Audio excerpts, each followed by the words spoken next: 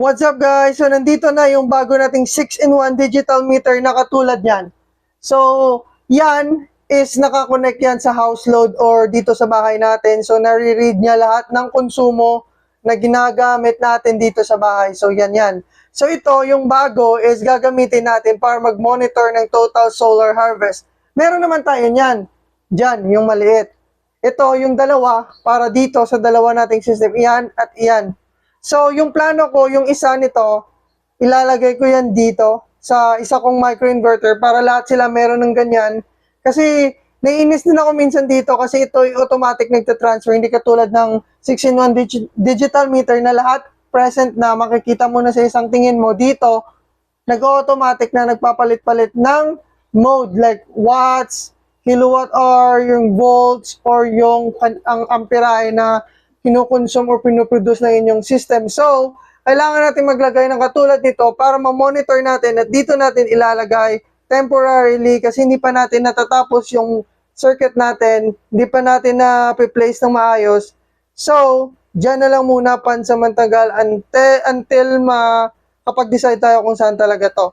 So, again, ito yung digital watt meter. Samahan nyo ako, ikakabit natin to. Let's go!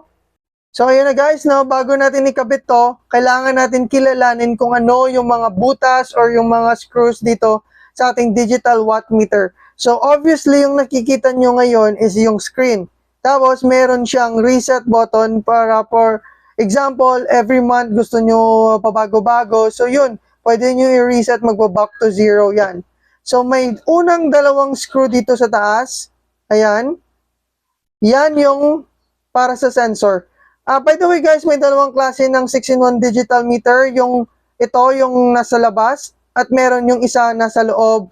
Yan, dito yan. Ipapasok mo lang yung wire dito, automatic na ma-read niya na hindi mo na ito makikita o hindi mo na ito ipi-place.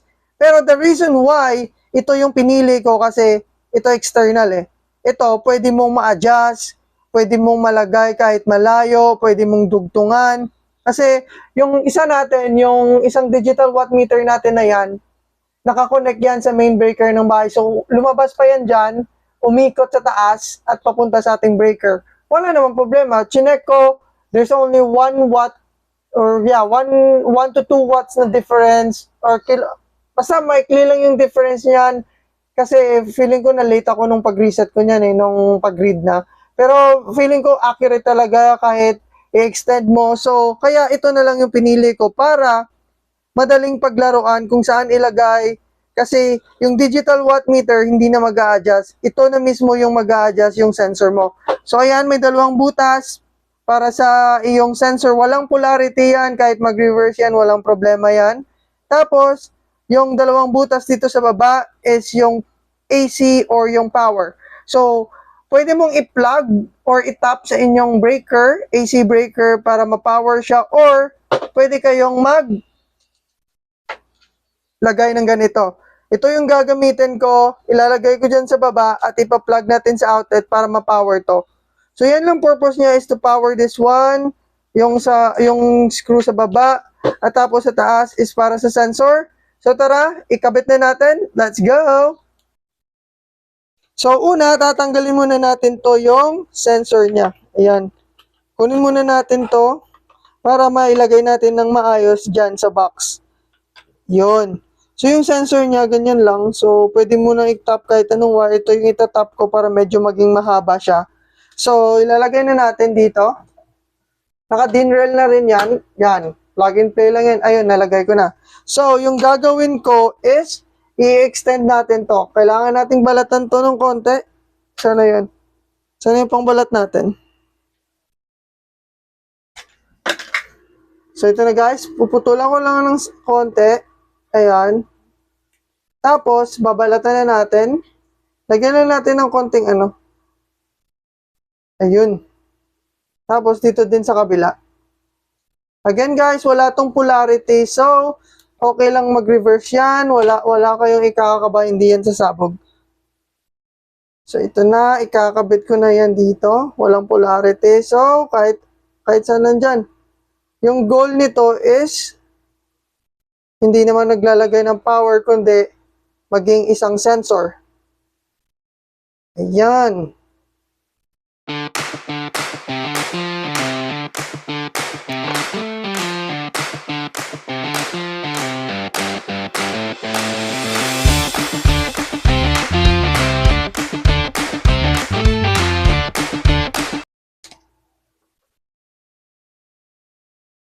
Ayan. So ito, na-extend na natin yung kable ng sensor natin. So medyo mahaba na siya para umabot siya dito.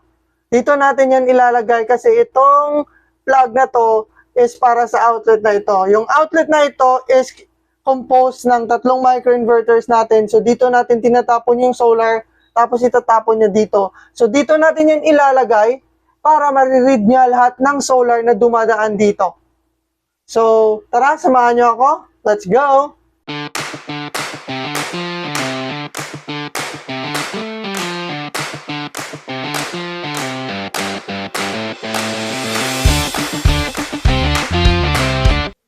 So yun na guys, naikabit na natin dito. Nandito na siya. Yung sensor natin. So ipa-plug natin yan pabalik dito. Tapos yung sensor natin, i-connect natin dito sa ating digital watt meter. So dito sa baba, kakabit natin yan dito. Ayan. Kukunin ko muna ito ulit. Dali. Tapos ilalagay yan natin dito.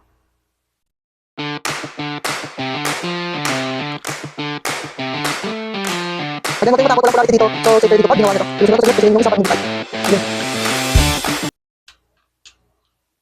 Ayan, make sure nyo na mahigpit. Try nyo hilahin. Ayun, hindi natatanggal. That's good.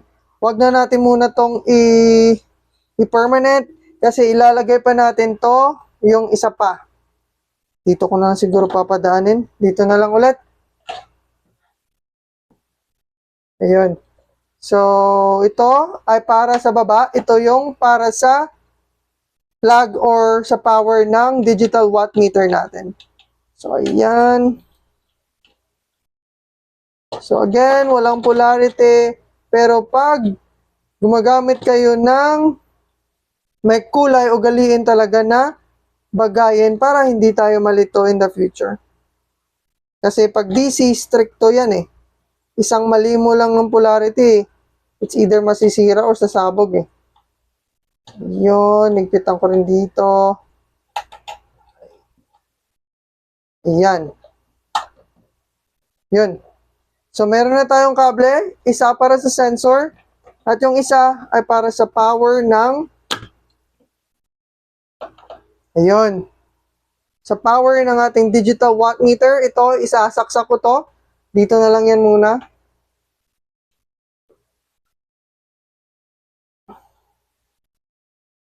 Ayun.